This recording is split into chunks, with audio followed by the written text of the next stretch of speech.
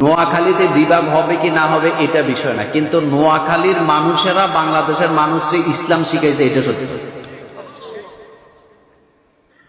আপনি কুমিল্লা যান, দিনাজপুর যান, যশোরে যান, কুষ্টিয়া যান, সিলেটে যান, হুজুর কোন দিকের আসিল আগে?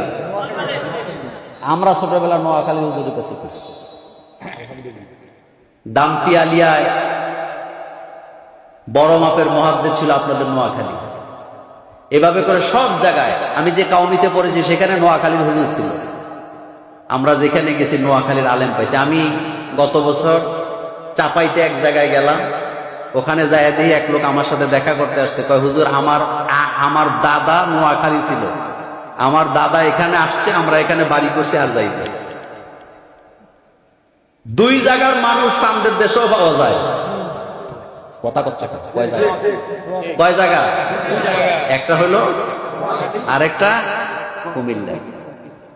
সিলেটে চাক্কাটিলা একটা জায়গা আছে। কোথায়? চাক্কাটিলা। জায়গার নাম চাকাটিলা। ওখানকার চেয়ারম্যান আমাদের কুমিল্লা। নাটোরে গেলাম। কোথায়? নাটোরের ম্যাক্সিমাম লোক কুমিল্লা, নোয়াখালী। আলহামদুলিল্লাহ আসে না, কারণ এই দুই জেলায় বরকত কম না বেশি? এই দুই জেলার বরকত অনেক।